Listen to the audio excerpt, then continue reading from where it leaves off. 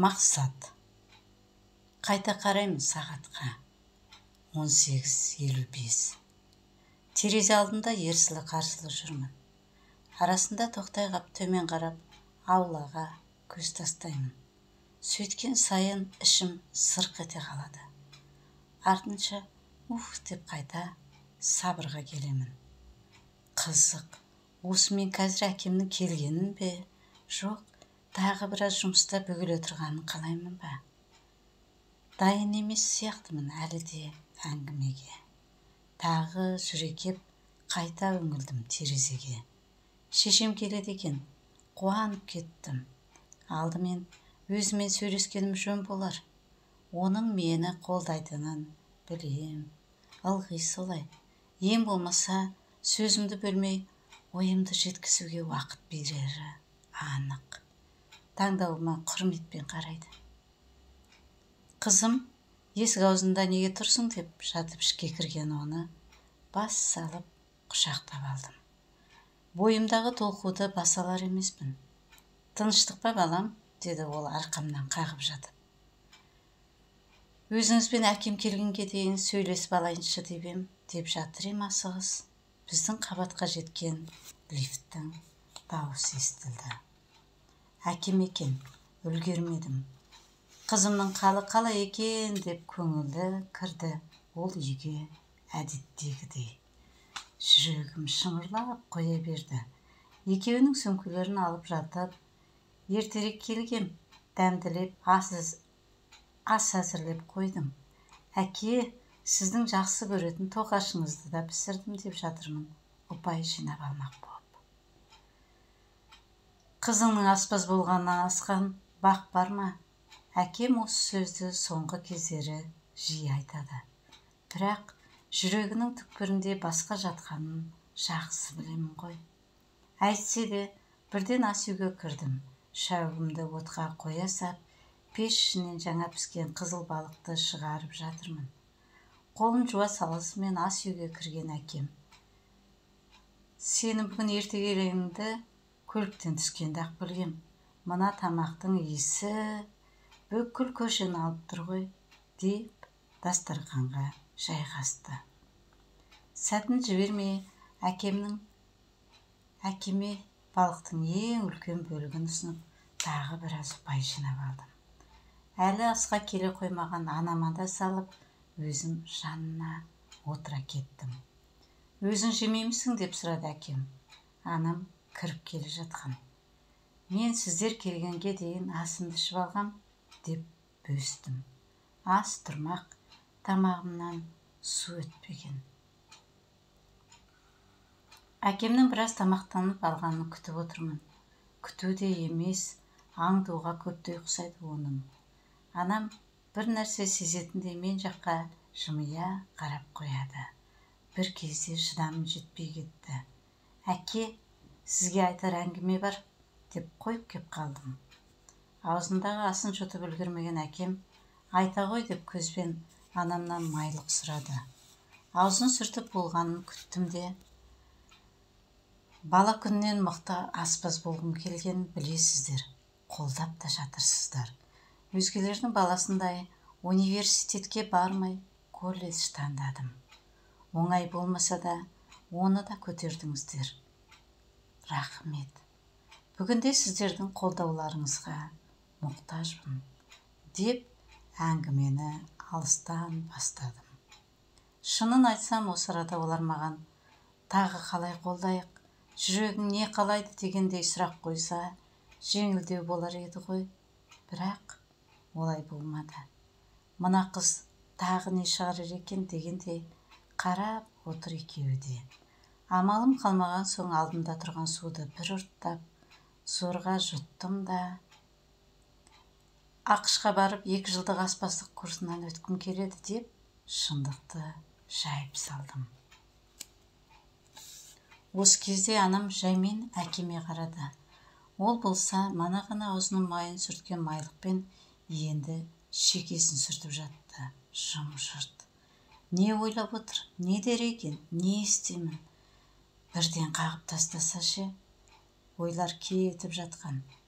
Қайдан шыққан оқу, деді ақыры. дедім мен, үміт оты жылт еткендей көрініп. Бастығым ас әзірлеуді сүйетімді көрген соң ақылын айтты. Жас кезінде өзіне бұл ақылды айтар адам болмағанына өкінетін көрінеді. Оның өкінішіне сенің қатысың қанша? Оқуға сол үшін барамысың? Жоға, ол үшін емес. Бұл оқудың жастарға берері мол. Білімім, тәжірибем де артады деп жатырым. Ас әзірлеуге ақыштың білімі не керек? Турап қазанға сала беруді осында да меңгердің емес пе? Арманым аспаз болу дедім, көндім. Міне, аспазсың. Тағы не жетпейді саған, деді қатқыл. Менің арманым өзім бітірген колледждің асханасында жұмыс істеу емес еді, әке, дедім мен де даусымды басымдата. Бірақ менікі әкенің қасында сенімсіздеу шықты. Бұлай қарсыласуының себебін жақсы білгенімнен болар. Өзге перзенті болмаған соң мені қасынан ұзатпайтын. Бірақ күндердің күнінде дәл соны өзіме қарсы қолданарын күткен жоқ ем. Бала күннен тіпті туғандардың үйіне түнеп көрген жоқсың. Енді өзге қала емес, әлемнің өзге бұрышына кетемін дегенің қалай? Оқуға тапсырғаныңда да өзім қолымнан жетектеп жүргем. Енді қалай жібермекпін? Ол жақта бір күнде тұра алмайсың. 19-тан жасың жаңасты. Қызға 40 үйден тыю дейді қазақ. Бармайсың деп екпіндетіп келеді. Жеңіліп бара жатыр ем. Негізі бұл әңгімеге ұзақ дайындалғам. Әлгі оқу орны жайлы бар ақпаратты жинап, қағазға басып талғам. Бірақ оны көрсетудің реті келмеді. Оқуға барар болсам, жолға 6 айдан кейін шығамын. Жасым 20-ға толып қояды, дедім, басқа қандай уәж айтарымды білмей. Анам әдеттегідей не мені, не әкемді жақтап, бір жаққа шықпай өзімен өзі отыра берді. Қызым, ақылыңма құлақ сал. Оқуды өз елімізден де табуға болады. Қаласаң қолындағы бәр ақшаның үстіне тағы несие алып, өзіңе жеке дәмхана ашып берейін деген әкем енді мені пара беріп көндіруге бекінгендей көрінді. Ондай ақмақтыққа бара алмаймын дедім бірден. Сеніміңді ақтағым келеді. Қазір дәмхана жүргізетін білімім жоқ. Ақшаң бекер желге ұшады. Сол үшін оқығым келеді. Аспаздықпен қатар іс жүргізуді меңгеремін. Келген соң ұсынысыңды қуана қабыл алайын. Жүргіз алмасаң түк етпейді, сөйтіп үйренесің. Ешкім бірден алып кеткен жоқ. Бәрі солай бастаған дегенге көшті міне. Білім алғым келеді дедім нық. Осы кезде жаймен орнынан көтерілген әкем, бос сөзді қой, сенің қамыңды ойлаған соң солай деп отырмын. Сен елде қаласың. Арман деп сені жұртқа жібере алмаймын. Болды. Осымен доғарайық, деді де, дастарқан басынан ғана емес, үйден шығып кете барды. Мен болсам, шешеме бір қарадым да, көкейіме тығылған өксікті тежей алмай, орнымнан атып тұрып, сол жүгіргеннен төсегіме кеп, бұрқ ете түстім.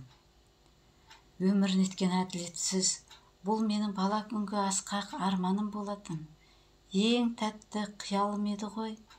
Еңкілдеп жатыр ем, ішке анам кірді білем. Оған да өкпелімін, қарамадым. Сөзімді сөйлеп, бір ауыз айтса болар еді ғой. Ең болмаса, мені түсінсе болар еді ғой. Қашанғы бұлардың етегіне жармаса беруім керек. Жазирам, деді ол бір кезде жылы үнмен. Деп әдей дауыстап жылауға көштім. Көңілім қаншалықты қалғанын оқысын деп. Әкеңдей саған жақсылық тілейтін адам жоқ қой, деді сонда ол жанымда тұрған үстелге бір стақан су қойып жатып. Расында, мен ойласа бастарманның орындалуына кедергі болар ма еді? Өйтпес еді ғой, мейлі қалағаны сол болса, ешқайда бармаймын. Өмір бойы асханада бүкшеңдеп жүре беремін дедім, жастықтың бір ұшына мұрнымды сүртіп жатып. Сөйтсем анам, олай болса, әкеңнің дегені жөн екен, шешімін енді мен де қолдаймын жаным, деп қойып жайбырақат шығып барады. Неге деп көзімнің жасын сүртіп жатып орнымнан көтерілдім. Сонда анамнан естігенім, алдыңнан бірінші есік жабылғанда ақ өше салған арман емес, қиял ғана. Түбі от боп жанбайды. Әкең бәлкім соны сезген болар, деген сөз болды. Аң-таң кейпімді көрсе де, өзге еш нәрсе түсіндіріп жатпады. Жаймен басымнан сипады да, бөлмемнен шығып кете барды. Ұзақ отырдым сол күні, жабылған есікке тесіле қарап. Арада 5 ай өткен. Үйге қарай асығып келемін. Шаршаңқымын. Сонда да бойымда сергектік бар. 5 ай бойы тынымсыз еңбек еттім. Аптаның 5 күні күндіз асханада болсам, одан шығып түнгі 12-ге дейін мейрамханаларда қосымша жұмыс істедім. Ал сенбі-жексенбі күндері тапсырыспен үйде банкет, туған күн, мерекелік кештердің дастарханын жайдым. Бір күн дем алмадым. Одан қала берсе, күн сайын әкеме арнап, өзім әзірлеген тәттілерді үйге тасыдым. Әр жексенбінің кешінде арманымды отбасылық дөңгелек үстелде көтеріп жүрдім. Әкем де қайтпады, мен де қоймадым. Мінезімнің өзіне тартқан бір беткейлігін содан кейін бұрынғыдай күле айтпайтын болды. Ал соңғы кездері тіпті мен келгенше ұйықтап қалған боп, теріс қарап жатып алғанды шығарды. Сонда да үйге асығамын. Қолымда осы 5 ай бойы жиған жалақым бар. Бұл ақшқа ұшар билет пен оқуымның жарты жылдық төлеміне жететін қаражат. Мақсатым айқын. Әкемді тағы дебатқа шақырамын. Бұл жолы сезім бөлектеу. Әкемнің де көзқарасы өзгергенін іштей сезіп жүрмін. Ол мені қолдайды.